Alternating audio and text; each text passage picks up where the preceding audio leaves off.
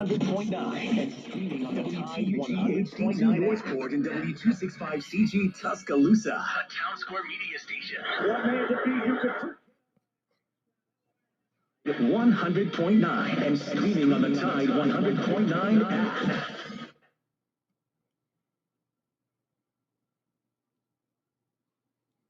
Alabama 1st and 10 on the 12. Again, Houston. He's got a hole. He's Alabama touchdown. I'm just wondering if your listeners know how good a football player you were.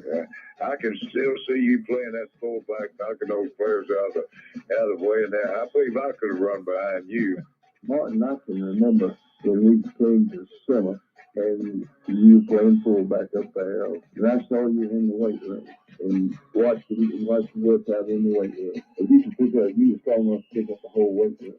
I wanted to recruit you, and I running back coach didn't take the biggest mistake we ever made. The Martin Houston Show with national championship winning fullback Martin Houston, giving you 1 hour of intense, hard-hitting analysis from an insider's perspective. It's time for the Martin Houston Show on your home for Alabama sports. Tide 100.9 and streaming on the Tide 100.9 app.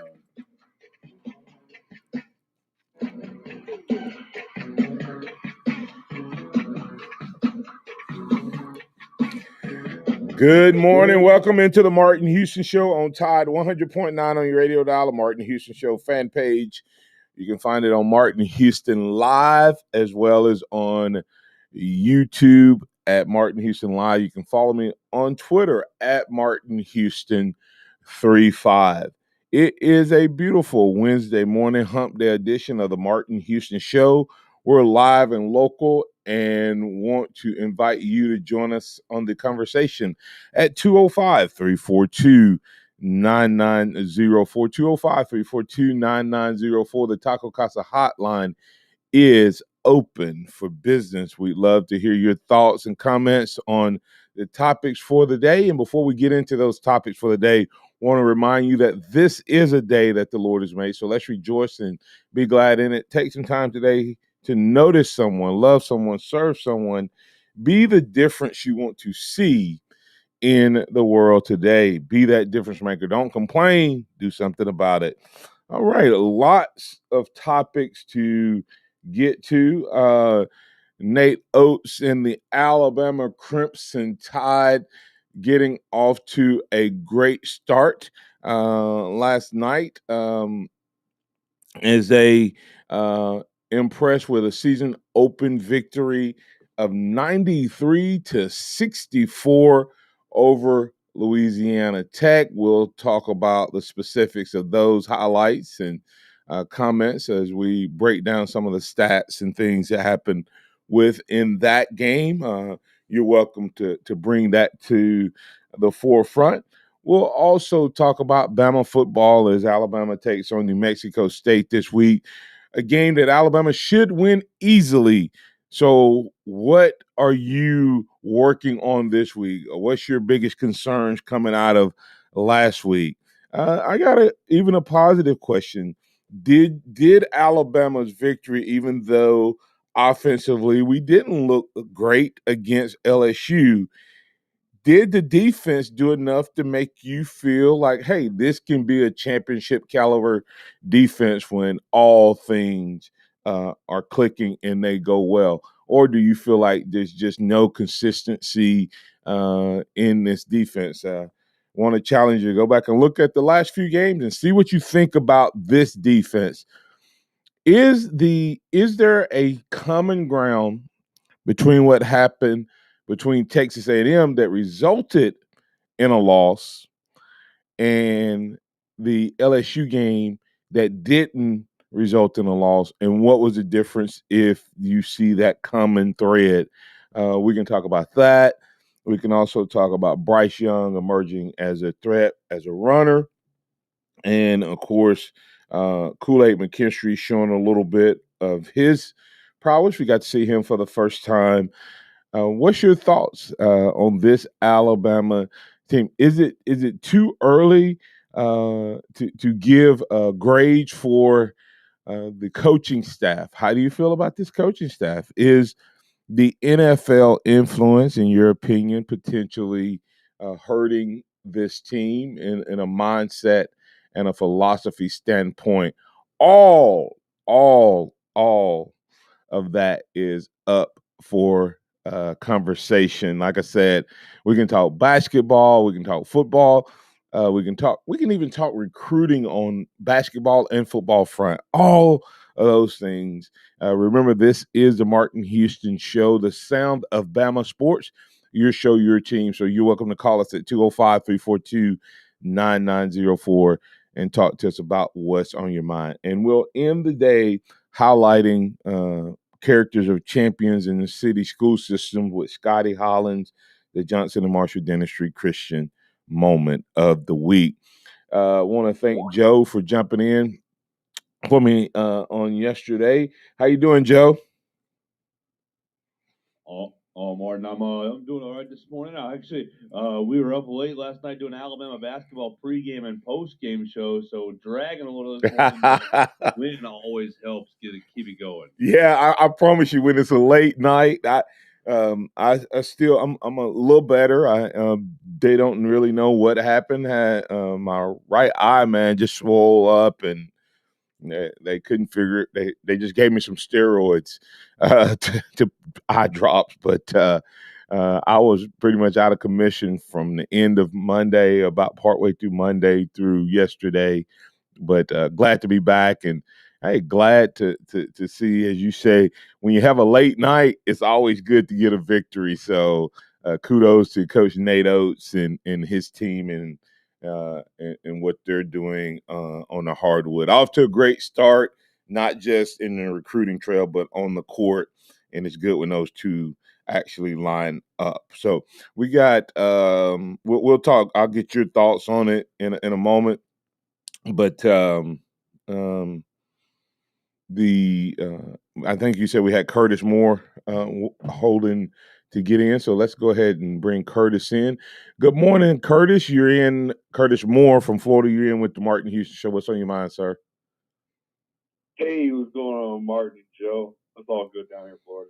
Is this good? I have one quick question that I've been needing to ask, but just thinking about other stuff and things like that. But could you kind of explain the role of how our offensive coordinator Bill O'Brien in the booth and all that, and how that's being relayed down to the side of the field? Because I see the quarterback and Bryce Young and all them looking at the side of the field. Is he related to Coach Saban or Doug Marrone, or how does that work, man? It really depends. It's interesting that you bring that up, Curtis, because me and a couple guys yesterday were talking about Bryce's maturity and development, and how it may be hindered a little bit by not being able to look to the sideline and see his coach, his position coach.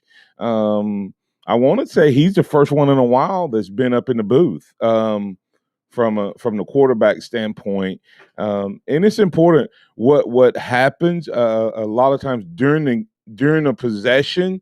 I don't know how they do it, but if you go back and look in the Tennessee game, who did you see talking to Bryce Young? It was Coach Saban, right? Saban, yeah. It was Coach Saban settling him down, and that's a settle down from when he comes off on the sideline. I'm not sure who he looks to during a possession, but I can tell you, whoever the quarterback coach is, or whoever that person is mission critical to a quarterback settling down during the game. And I think it's different when you talk to a guy on the phone versus in person. Somebody has to be in the booth, unfortunately, from a coaching standpoint. I know that I would not enjoy coaching a game from the booth. Because I like the interaction with the players, and I like to talk to them when they come off the sideline and not just via phone. So we talked about is that hampering Bryce Young's development, and does it take him longer when he's off a little bit? Does it take him longer to get readjusted because he doesn't have that coach on the sideline immediately telling him, hey, bring the ball down, step up in the pocket, stay on your read a little bit longer. And you can communicate those things from the sideline during a series and more than you can from the booth. But I'm sure they have someone, but I don't know who it is. Yeah, because, and I know for when Locke was up there, we actually had a position QB coach on the field. Correct. I think. Yeah.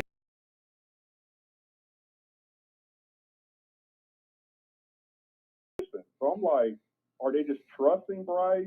Because when you need to make adjustments on offense and all that, you kind of want to go to your position coach, QB coach, and offense coordinator. But I don't know. The booth thing, it seems like, I don't know. He's a first-year starter, too. And I guess maybe they just trust him a lot. I don't know. Well, I think, how many times did we run the ball in the first quarter against LSU? I think it was twice. I think it was. Yeah, well, I mean, everybody says, hey, we didn't run the ball. We couldn't run the ball. How do you know that after 2 carries? Yeah. Right? I mean, yeah, that it's possible, but I don't even know how many carries we ended with for the game. But sometimes you can abandon a run too fast.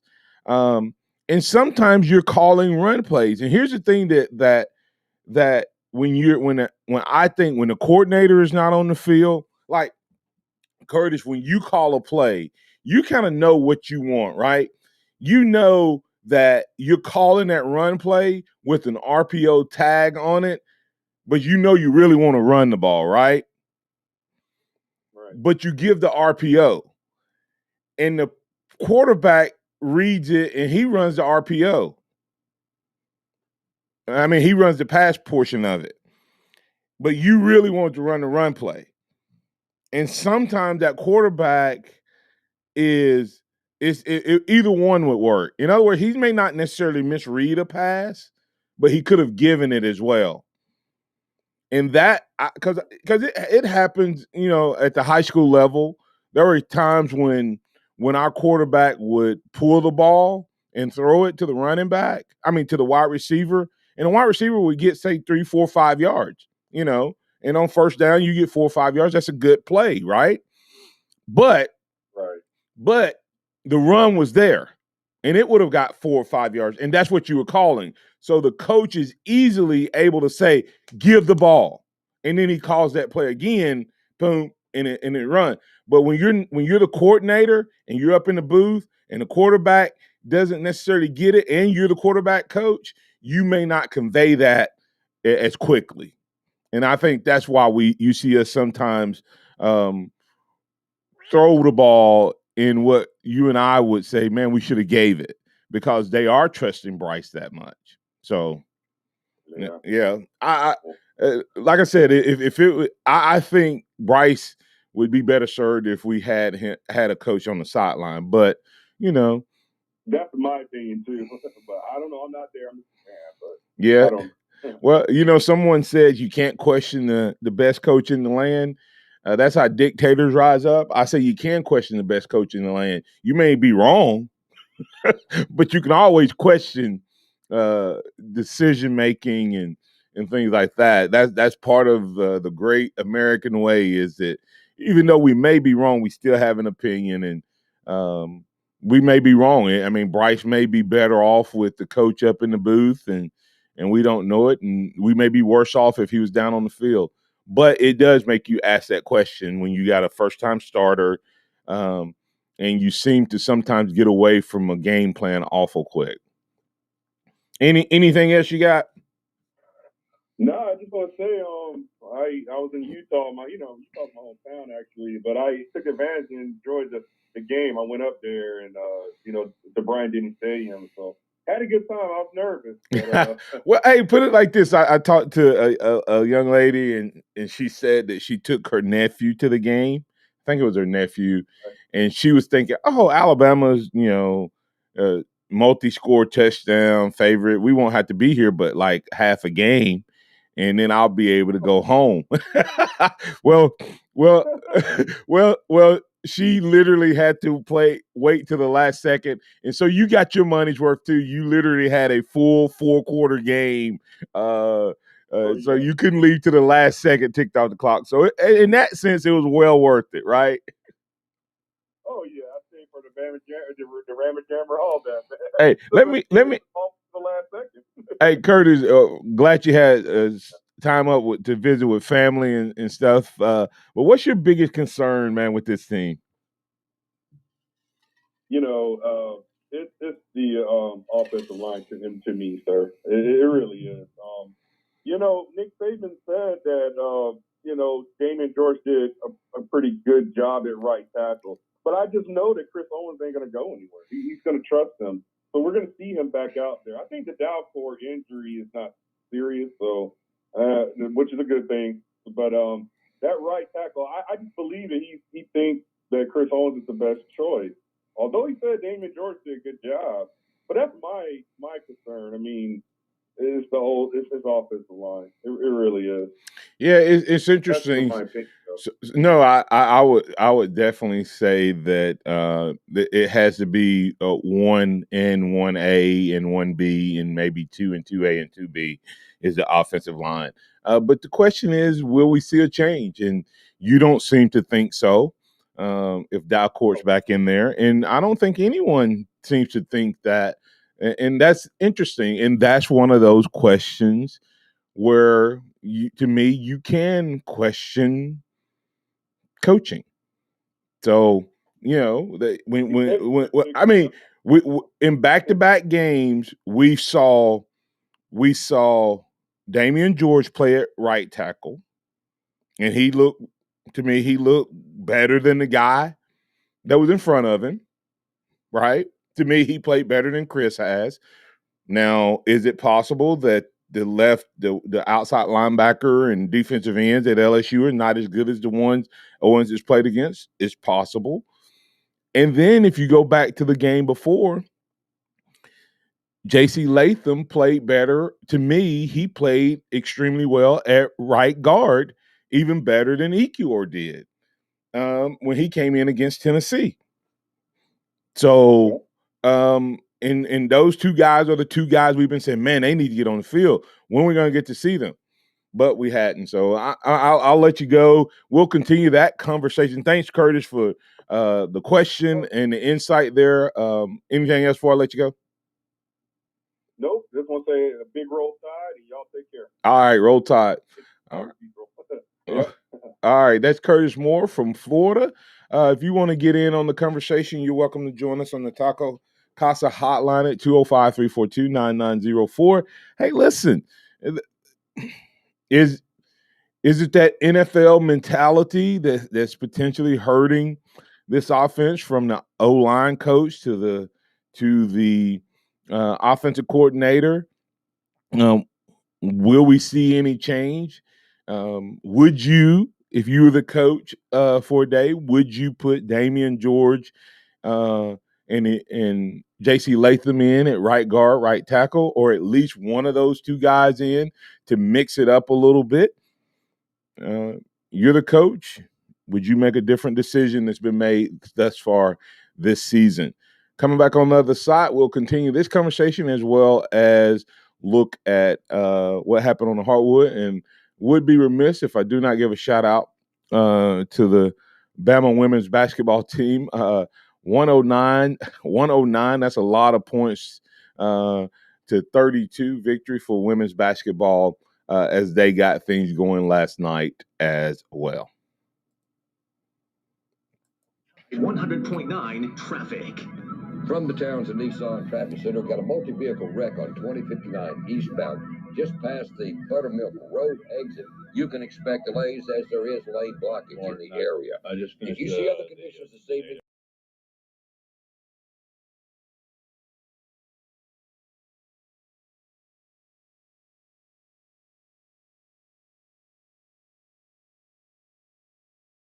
I'm Captain Ray.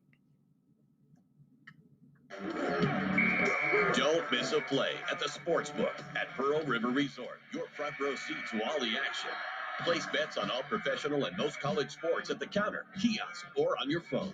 Then catch the game on one of our 20 big screens from the comfort of the newly remodeled Timeout Lounge. Plus, the PRR Sports app gives you access to live, in-play sports betting.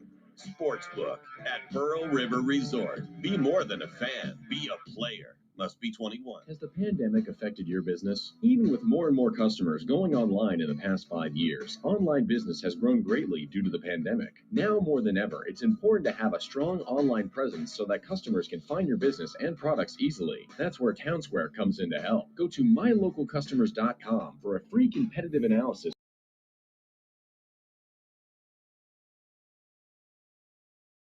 Advertising on this radio station. That's mylocalcustomers.com. Townsquare not only can help you find more local customers online, they'll also help you grow your business to a new level. With premium website services that get you new leads every day and no contracts to sign, there's no better time to join. Not only that, Townsquare also has a dedicated marketing specialist who will be with you every step of the way, making changes that will benefit you and especially your business. It's fast, easy, and you can cancel your subscription at any time. So hurry to mylocalcustomers.com and get your $500 in free advertising today. Tide 100.9 Tuscaloosa weather.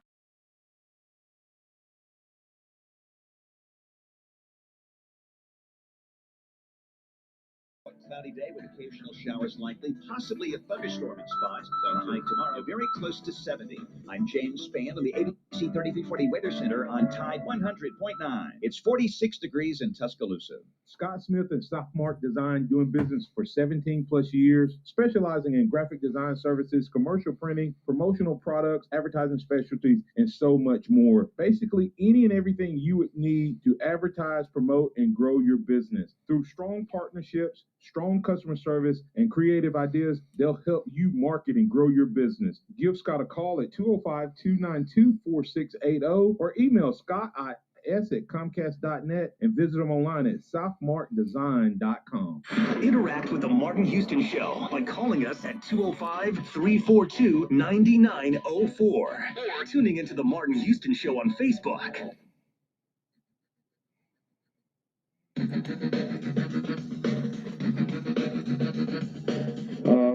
Well, first of all, we've always had a culture of toughness around here, so I'm always looking for, how physical we playing, how tough we playing, how we finish in plays, how we protecting our skill guys, as well as, the technical aspects. Are we doing things technically right? Footwork, hand placement, targets, those type of things. And those are all things that we need to improve on. All right. That's Coach Nick Saban.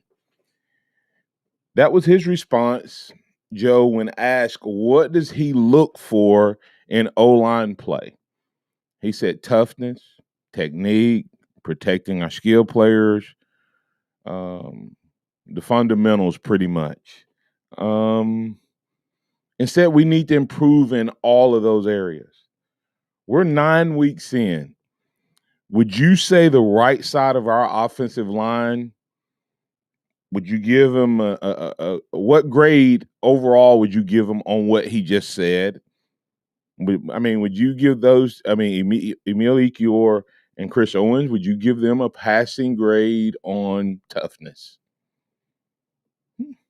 Think about that. No? I'd give them maybe a C on toughness.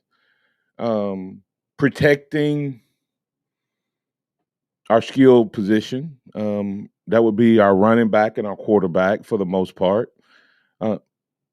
No, C, maybe a D. Fundamentals. Chris Owens, good kid, been good for Bama, a lot of loyalty. But on the other side,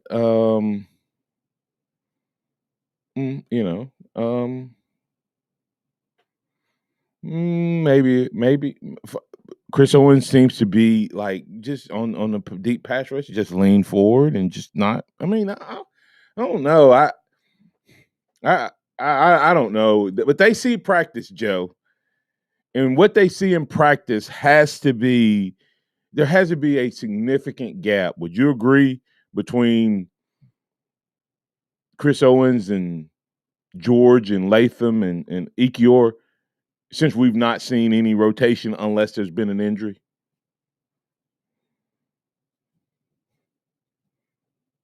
So I feel like it's hard to question toughness. I feel like it's hard to understand toughness because you really have to put yourself in the mind of in their shoes. From a third party perspective, could Chris Owens be tougher? Yeah, probably so. But maybe toughness is not quite the same as aggressiveness, in my opinion. I think he can be more aggressive than tough. well, Uh, well, I guess the but question is, what is he saying by toughness? players' toughness, given what all they put into the football program. Well, Does the offensive line need to prove 100%? Undoubtedly so. Is the answer to get rid of 2 or 3 of them, or 1 or 2 of them, and replace them with somebody else? I don't know if that's the answer or not. But like you said, we're not in practice every day. Coach Saban and Doug Marrone, they're seeing the guys in practice every day. I just wonder if they're doing a good enough job communicating with the offensive line, communicating what they're expecting. Doug Marrone used to dealing with pros for the last several yes. years. Yep. I think you're used to communicating on a professional type level. I don't really want to say he has to dumb it down. That's not really the context I want to put it in. He has to teach more. Simplify it to where a player can grasp the concepts that you're trying to teach. You Joe, you know the old saying, hey, you tell a man how to fish, he might eat. You show him how to fish and he might eat for a day. You teach him how to fish and he'll eat for a lifetime. That's all you're saying is at the NFL level, when you say some of these things you need to do and how to communicate, you may just have to tell them. And they get it because they're professionals and they have time to go back and watch plenty of film and all. Like you tell a professional player something, they can wake up the next day, Joe, and literally spend 8 hours on that one thing to get better. In college, you can't just tell them. In high school, you can't just tell them. You have to show them. Each level is different, and then you have to be willing to get in there and sometimes even demo it in some degree in the level of teaching. And that's what I was saying about is this are the pro coaches potentially a negative in the sense of teaching? And the question, Joe, you're right. You can't question toughness, but I wonder, was Nick Saban talking about toughness from players being tough and physically wanting to play? And that this may be my mistake in read. When I hear a coach talk about toughness from an offensive line, I think they're talking about their physicality and how they play the game. And so that's what I was grading. You're right. Because to your point, people used to say Tua wasn't very tough, and I would go, well, actually, he may be extremely tough because he plays injured a lot. So to your point, you agree. But from an aggressive standpoint was the way I was grading toughness. I just don't think that aggression is exact. I think it's fair. I think that's completely fair to question that. Yeah. Right side, Chris Owens. I mean, outside of the Ole Miss game, and I do have to give him credit for that. The Ole Miss game, he played well. He was a meme. He's a bad man. But other than that, he's kind of been receiving a lot of the contact instead of dishing it out. Yeah, and then what I go, Joe, is this is what I see. The reason I would say you're right, you don't want to wholesale make changes ever in an offensive line, in especially the offensive line, because of chemistry. And you can add the wrong ingredient and it can implode or explode just because of chemistry.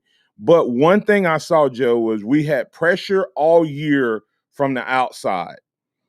Every game.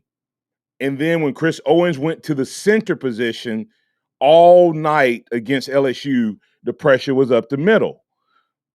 Now, was that was twofold. One is I think it was because Chris Owens was in at center. And I thought George did a better job of just running that guy all the way up the field past the quarterback. That was one. Number two is I think the communication was off. And that is the similarity that I was referring to earlier. In the A&M game, we lost our defensive communicator on the first drive, and we looked completely lost. In the LSU game, we lost the communicator on the first drive, and our offensive line looked completely lost. And so I know that has something to do with it. But if you follow the pressure followed Chris Owens to the middle. Such a big deal, Joe, is a guy who's the stature. What would be one of your biggest concerns with Bryce Young? It would be his height, right? He not being tall enough. That would be like the only thing I'll go, man, is this guy really tall enough? I know he has great arm talent. He has great footwork. He has great eye awareness. He has all of those things. But the one thing that I think will completely, and I like your thoughts on this before we get the break here, is Bryce Young, the one thing that will absolutely throw him off his game is pressure up the middle in his face, because now the lanes go away. Yeah, for sure. I mean, you can't have, pressure up the middle will mess up any quarterback, right? A quarterback that's shorter, even more so, because exactly. I mean, you're dropping back to get a better vantage point, right? On the field, right. And you have to keep going further and further and further back. You're making all those throws more and more difficult.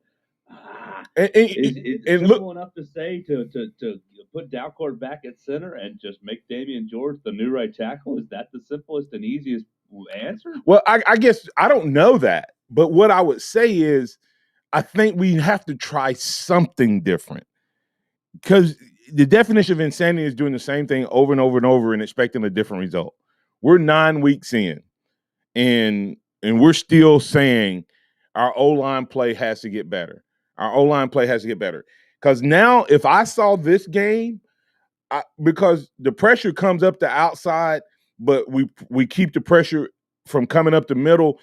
All Bryce has to do is step up first. So that's one way. If he backs up and the pressure's coming up the field, he's buying time. When he steps up, that buys a little bit more time. Then when he's able to escape to his right or his left, that buys a little bit more time, right? But if the pressure comes up the middle, where can he go?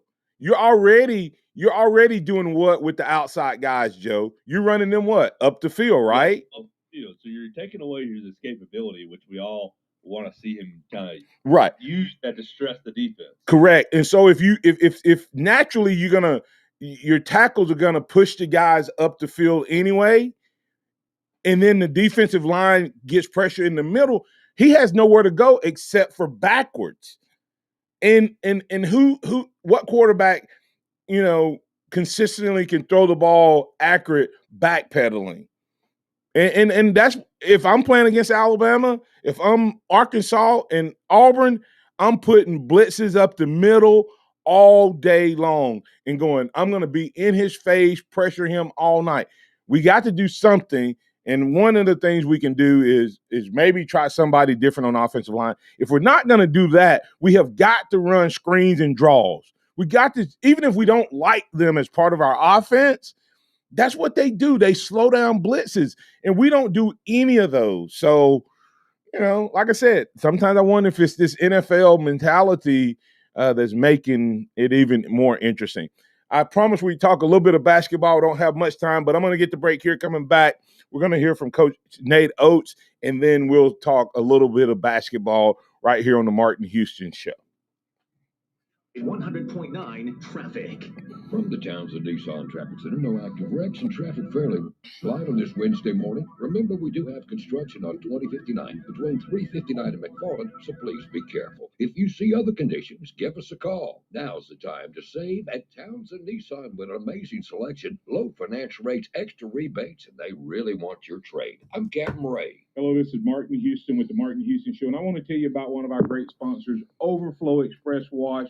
Their mission is to provide great customer service with a showroom clean car and an exceptional customer service experience. They have the basic car wash that starts at $7, but you need to check out the premium wash packages, which start as low as $12 and go up to $20. They also have a membership wash club that you can get for starting at $23.99, going up to $39.99. In other words, just double the regular premium package, drop a penny, and you can be one of the great members of Overflow Express Wash. My family and I keep our cars looking good inside and out by using Overflow Express Wash. They're located on Skyland Boulevard right next door to Alabama 1, or you can find them online at overflowexpresswash.com. Andy Phillips and his team look forward to making you a part of their team. 1225 Sports Bar is the place to be on the Strip for your ultimate game day experience. 1225 Sports Bar is located 2 blocks from Bryant-Denny Stadium. Come meet our staff and enjoy some great food and drinks. 1225 is your new way to game day. With over 30 high-def TVs along with 5 VIP sections available with dedicated servers, security, and bottle service, we're 1225, your utmost game day destination for entertainment, food, and spirits. Get all the details and make reservations at the1225.com or call us at 205-872-1225. Hey team, we landed the contract! Kayo's web design studio just landed the gig of a lifetime. It starts next week. Their staff needs to double before the dream deal becomes a nightmare. I need front end, back end, a project manager. Indeed can help them hire great people fast. I need Indeed. Indeed you do. Instant Match instantly connects you with quality candidates whose resumes on Indeed match your sponsored job description. Visit Indeed.com/credit and get $75 towards your first sponsored job. Terms and conditions apply. Nick Saban calls it the process. John Maxwell said that everything rises and falls on it. And Coach Wooden said it's what you learn after you think you know it all that makes the difference. What am I talking about?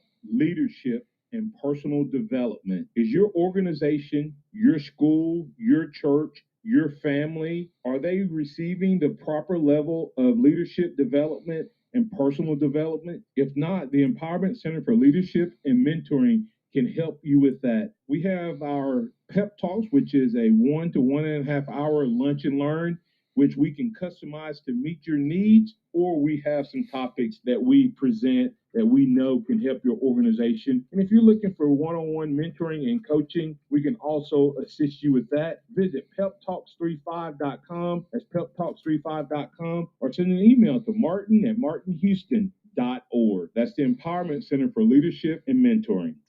Welcome back to the Martin Houston Show, the sound of Bama sports. Your show, your team, on your home for Alabama sports. Tide 100.9 and streaming on the Tide 100.9 app.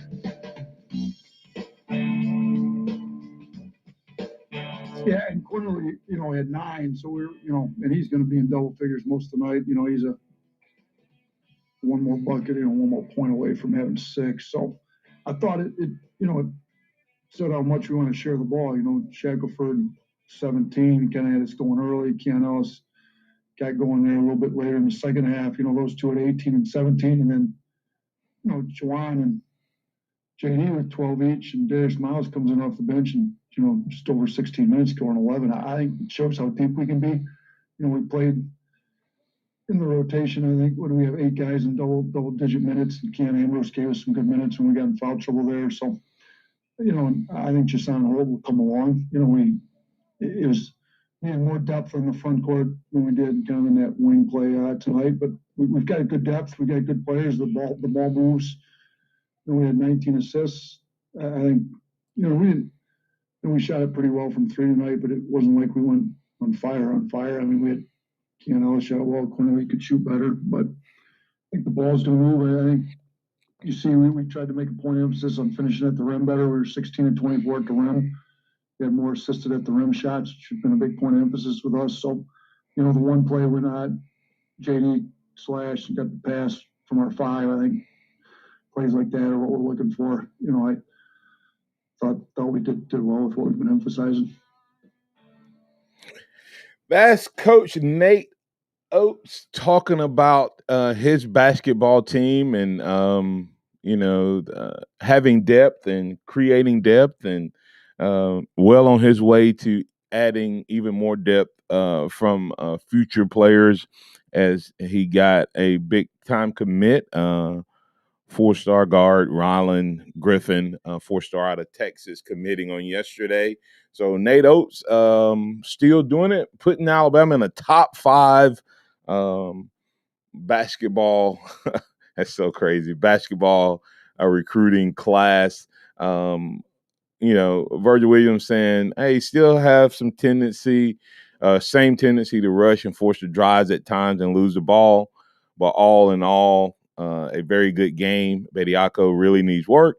Ellis will be the Herb Jones of this year's team, I believe. We're deep in the rotation, though. Our biggest problem that's a different comment. So, as you look at this basketball game, Alabama getting away with an impressive win as they had 5 guys in double digits, 1 guy 1 point off.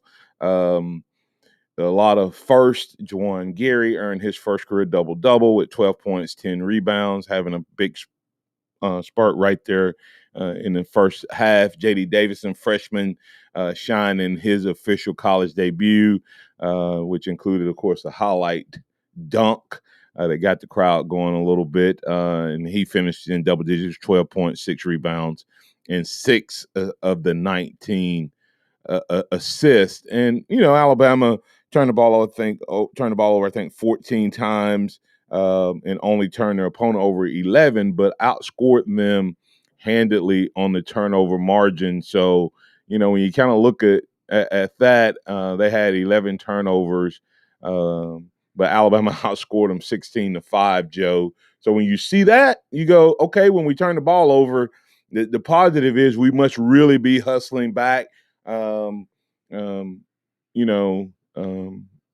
defense consistently, because turnovers lead to easy points, which leads to momentum.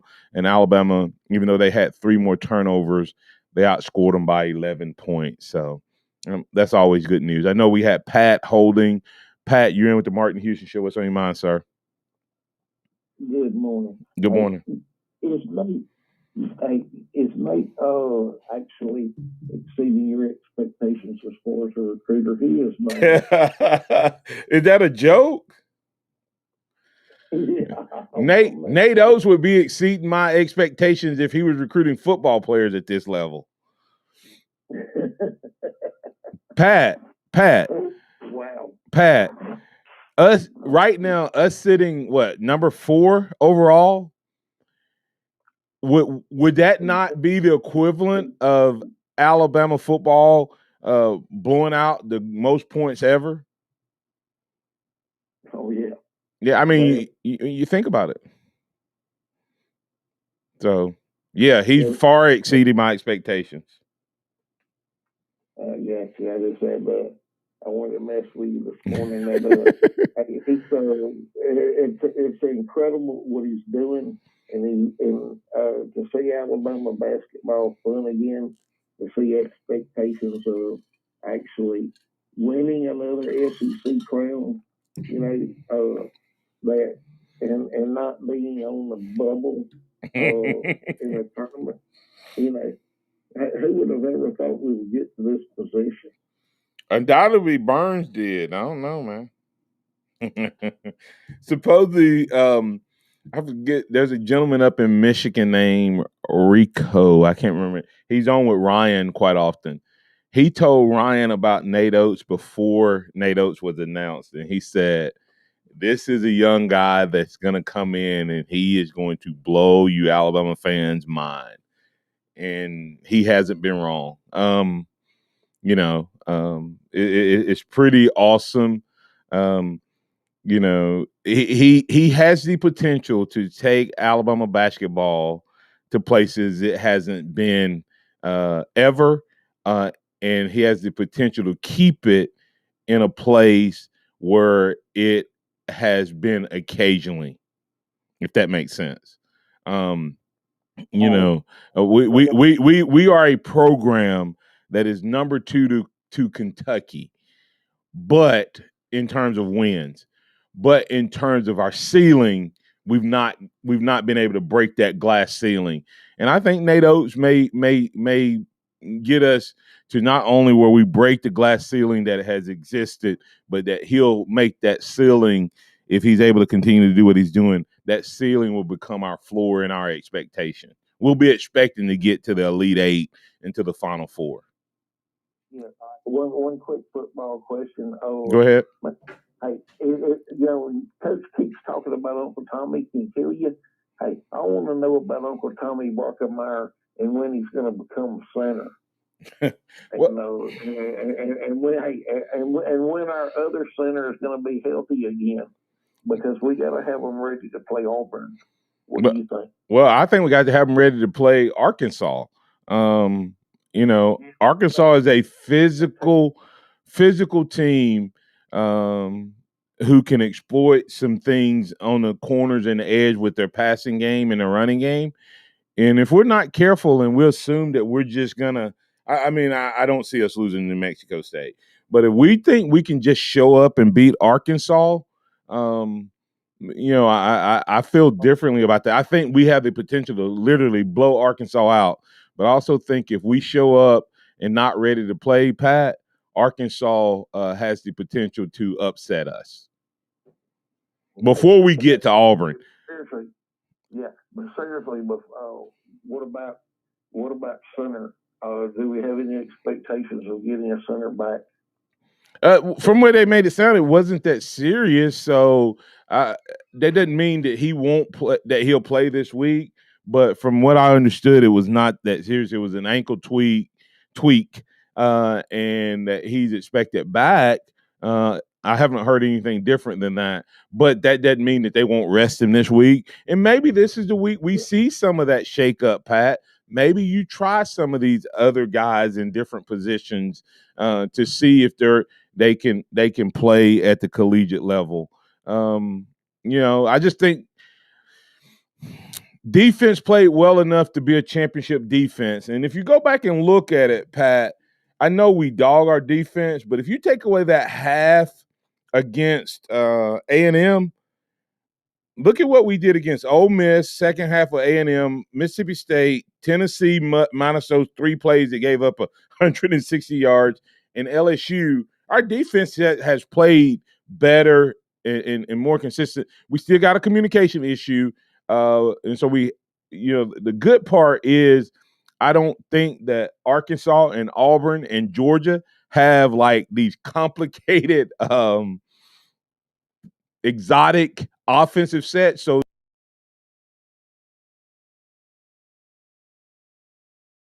appreciate you, sir.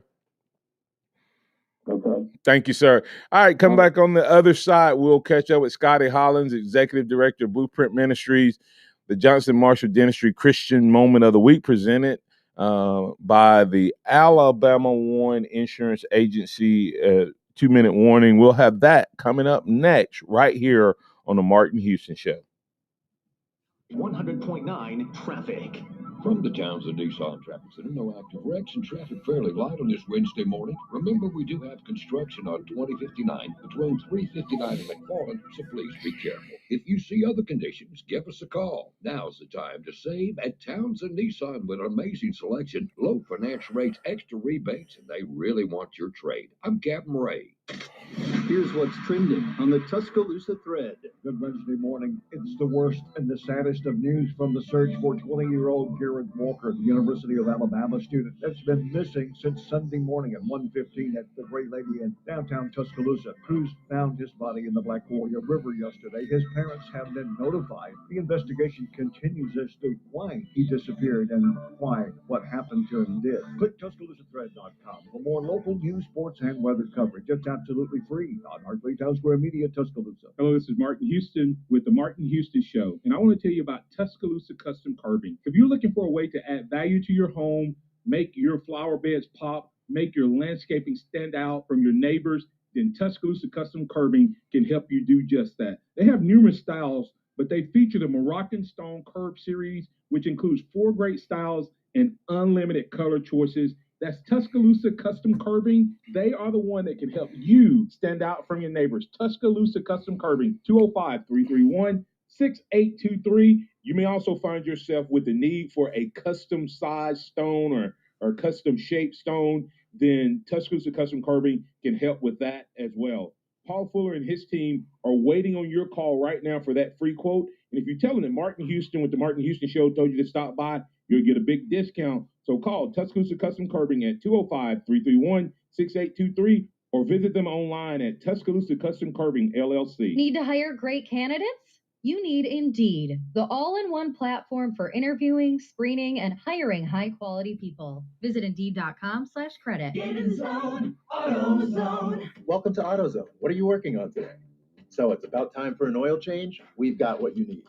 Right now, you can get 5 quarts of Mobil 1 full synthetic or synthetic high mileage motor oil and an STP extended life oil filter for just $36.99. And you can get it all fast, your way. Just order online with a free same-day store pickup or next-day delivery. Get in zone, AutoZone. Start your job today at AutoZone.com. Restrictions apply. The sound of Bama sports. Your show, your team. The Martin Houston Show on your home for Alabama sports. Tide 100.9 and streaming on the Tide 100.9 app.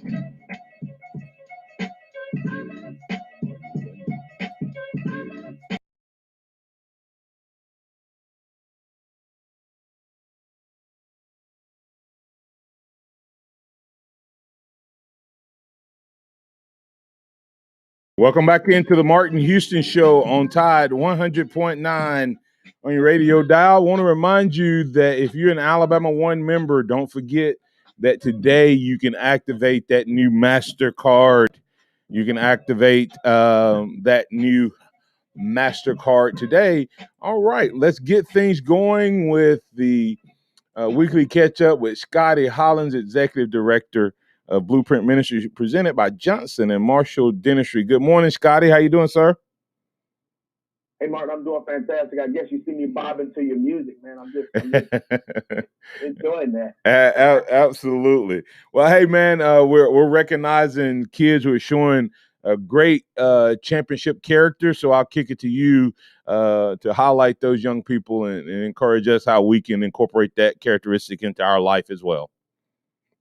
Absolutely. Hey, I said I was going to do a 3-week series on friendship. I did 1 week. We're going to come back for those next 2 weeks a little bit later. I'm going to finish up our last 2 character qualities. We are finishing up week 9 and 10 with our character program. We're going to recycle this thing 2 more times. But right now, we're going to just move on to the next character quality and celebrate our champions of character for the week for the character quality of patience. So this character quality is patience. Listen to our definition for patience. Hey, Martin, hey, we all need a little bit of that. So we got to really celebrate these champions of character with the character quality of patience. Listen to the definition, though. It's an ability, this is patience, an ability or willingness to suppress frustration when confronted with delay. Let me say it again. Patience, an ability or willingness to suppress frustration when confronted with delay. Here are our champions of character for that character quality. We got Decorina Donican from West Lawn Middle School. She's a basketball player. We got Javian Taylor, Central High School basketball. We got Jonathan Crawford, Bryant High School basketball. We got Katasia Royal, West Lawn Middle School basketball. We got Anna Collins from North Ridge High School. She's a cheerleader. This is like her second or third time. So Anna Collins doing something right. I see her on here pretty often. Lauren Steele, Bryant High School cheer. Tyler Coben, Central High School basketball. Sawyer Thomas, Northridge High School track and field. And finally, Milani Latham, Bryant High School basketball. Hey, if you know any of those student athletes, please tweet out and celebrate them being a champion of character for the character quality of patience for this week. I want to talk a little bit about patience from the Bible. When we think about patience, I always hear people say the patience of it's a certain person. Job. Job. It's like the patience of Job. So our definition for patience is an ability or willingness to suppress frustration when confronted with delay. I'm gonna add a word, all right, or a couple words. An ability or willingness to suppress frustration when confronted with delay or loss or adversity or difficulty. Okay, and so let's think about this. We look at the story of Job, and everybody knows essentially he was a great guy, right? That's made clear at the very beginning. He was a blameless guy. All right, I'm gonna have to breeze through this real fast. Blameless guy, and he just calamity hit him. I think the main point of them telling us he was blameless, not perfect, but blameless, meaning he kept short accounts with God. He wasn't some dude that was like, he was keeping short account. And so what he means is if he messes up, he's going to the Lord, say, forgive me, Lord, I repent. And he's keeping those short accounts. The point is, he didn't do anything that necessarily earn this whooping that he was about to get or this adversity he's about to get. And what we know is that he lost his wealth, right? There's a calamity, a storm. He loses his wealth. Then he loses his family. And then the trifecta, he loses his health. Wealth, family, health. And here's what I want to say, Martin. I think at this point, and this is the big trick that we can fall for, right? Because we talk about the patience of Job. That's what Job lost. But even though he lost that, we see a response that is less than, I'll say that is more than we think is even possible or capable for us. And here's why. I think when we go through something, when we're confronted with delay or adversity or difficulty or struggle or fill in the blank, I think we fixate on the delay, Martin. I think we fixate on the adversity. Hey, Martin, I think we fixate on the struggle, the adversity, the difficulty, whatever that's the stuff we're going through, we fixate on it. And that fixation on the struggle, on the difficulty, that's what it leads to. Frustration.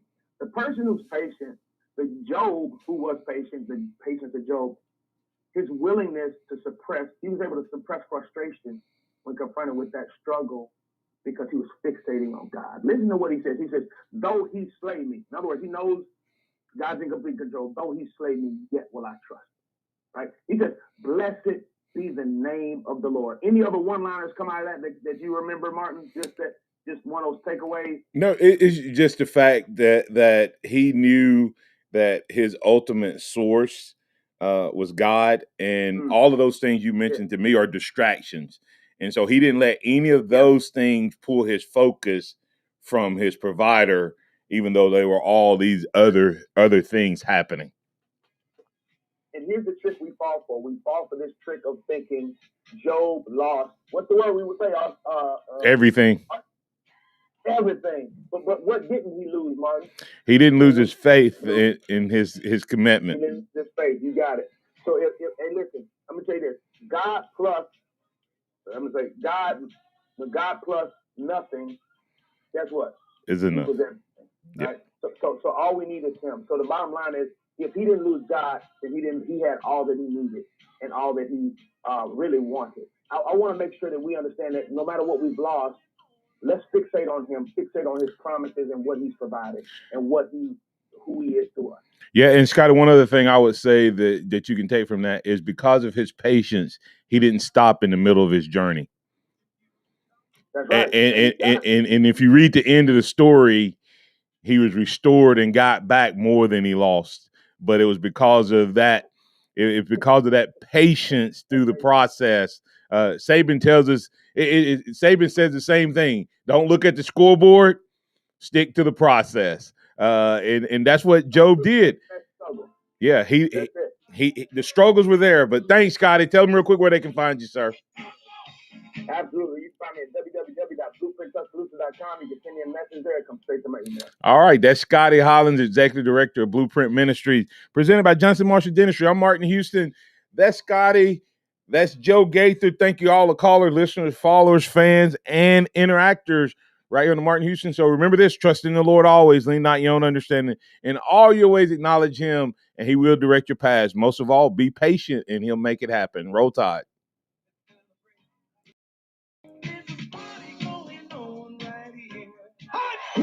Thank you for listening to the Martin Houston Show on your home for Alabama sports. Tide 100.9. You too, Joe. Thanks, man. Tide 100.9 app. Tide.